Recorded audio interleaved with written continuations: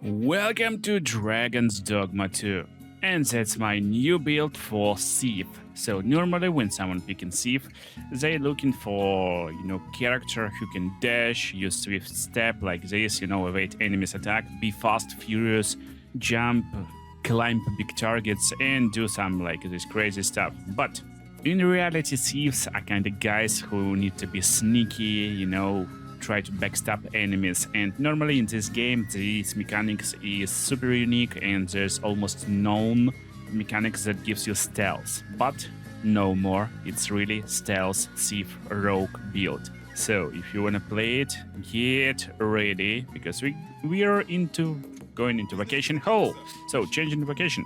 And now with the right combination of skills and augments we will make our build. So let's talk about skills first. I'm using Cutting Wind, which is advanced form of Biting Wind, and normally when you leveling up your rogue, your thief, basically you will get this Biting Wind initially, and then when you level up a little bit more of your vocation, you will find out that you can upgrade skills. So that's upgraded versions, and you can play it as early as you unlock all skills from this list, but not advanced versions. That's totally fine.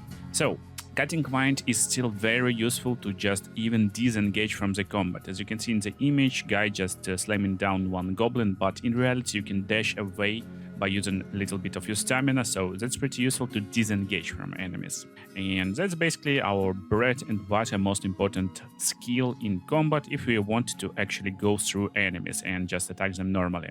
But as a real thief, stealthy guy, we want this masterful kill most of the time. That's basically attack that using parry. So you resist this attack and you parrying enemy attack, and then you're going behind them and cutting their throats. Basically incredibly cool and stylish looking attack for a really stealthy guy.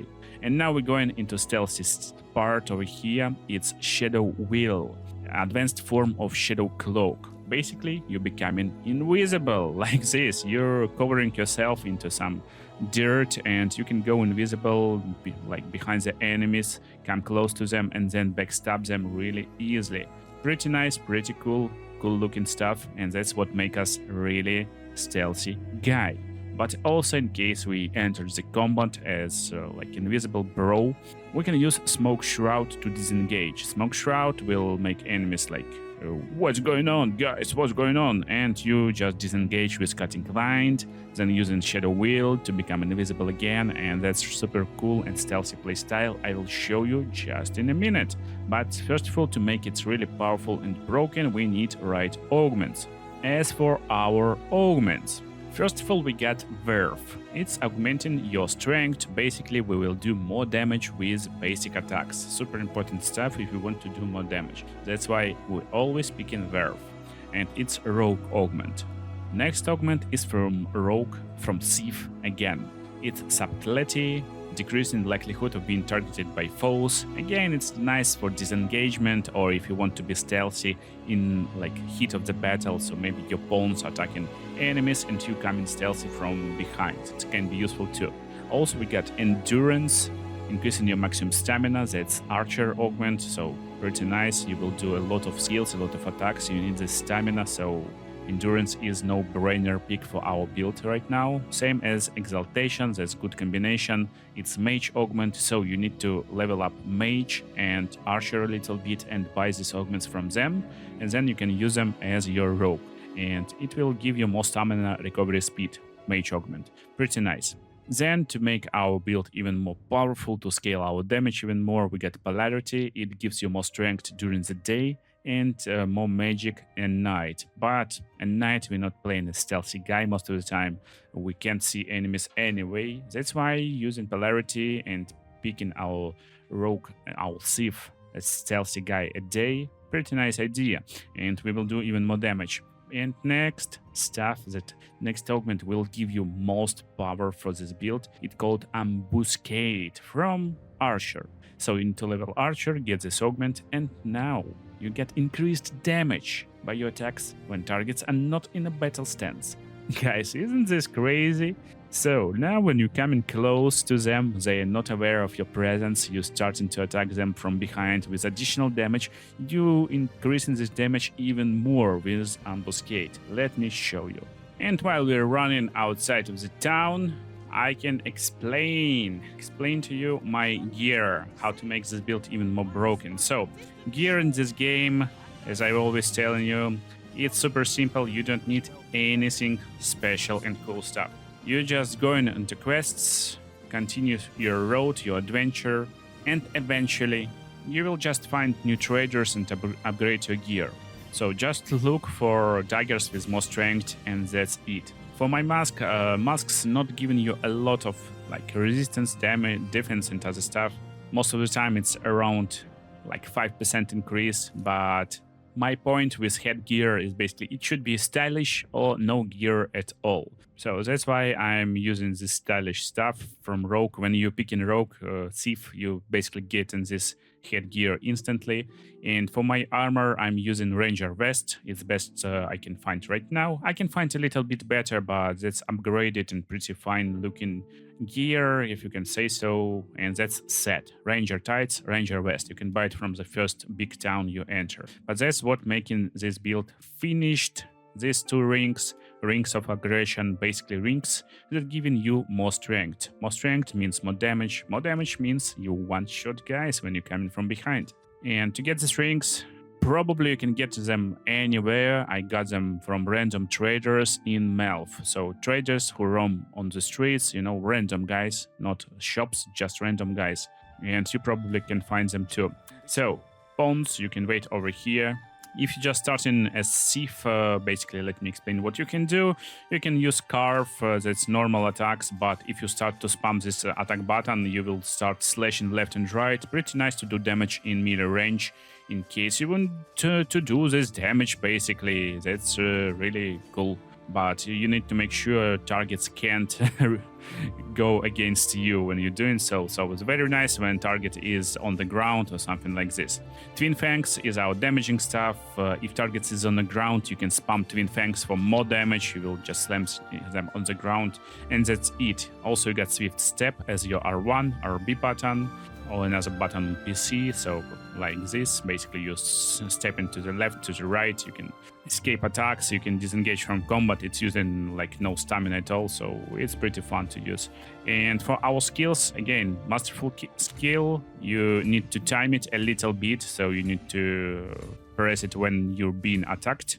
And Cutting Point is nice when you need to travel a little bit, you know, close the distance, close the gap if you want to go into close range combat. But as stealth, bro, you don't want to do it. Instead, you want to go into bushes. That's joke, of course, you can do it whenever you want, and just use Shadow Wheel. So now you're muddy, bro, you're invisible, but when you're running, mud will fall off in like some time. But right now you're kinda invisible, and upgraded version lasts like pretty long time. And you can just cancel it manually if you want, or don't cancel and be this invisible guy. And now just find your victims. That's it, that's our strategy. But then we're using Smoke Shroud, getting away from enemies with our Cutting Point, and rinse and repeat. That's basically how we play this, bro. And also you can do it in the combat, so come from behind and then just do Twin Fangs and destroy enemies really easily. So let's ambush some goblins who is not aware of our presence. That's really nice idea. They just got no idea we are behind them. And you can just run invisible without any problem. And guys who is not in a battle stance, like this guy, no, he's in battle stance right now, he is really vulnerable. You really will one-shot them and then just slash away. Make sure to have some stamina or you will be in trouble. And to really disengage, just use Smoke Shroud, disengage, invisible, and run away. So fight is kinda over. Enemies don't know where we are right now, so we are completely safe.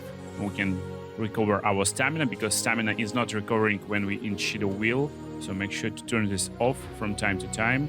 And I'm ready to re-engage. So always look for targets who is not aware of your presence. That's what you do. and then just destroy them with twin fangs. So that's insanely stealthy. Make sure not to touch them, because if you touch these guys, they will be aware of your presence, but if they are untouched, you can do this critical strike. So keep some distance and then use your abilities. So let's come to these goblins. They're definitely not aware of our presence, and we are pretty muddy. So make sure to be invisible. Go away, keep some distance. Make sure he is not in a battle stance. He is right now, he saw us. But this guy isn't in a battle stance for now. So we can just destroy him easily. And you need to like some time to understand how this aggression and other stuff works. So mostly on the sun it's easy to find you. That's why you want to go away from the sun, come from behind, and then do this critical strike. Run away, use Shadow Will. Now everyone again don't know where we are. They trying to seek us, but it's almost impossible. He is not aware, and we can just do this backstabbing stuff. Also, if you're trying to run away, you can cancel Shadow Will to recover some stamina. Do this Shadow Cloud, Smoke Cloud, and then run away a little bit. And that's how you play this stealth thief, rogue, whatever you call it. It's insanely cool and stylish style. And like that you can completely clear wall settlements of goblins or other even more cool guys. I hope you enjoyed this awesome stealthy thief build, and you will have blast trying it out for yourself in Dragon's Dogma 2. Watch other cool vacation guides on the screen right now and see you in the next videos, guys.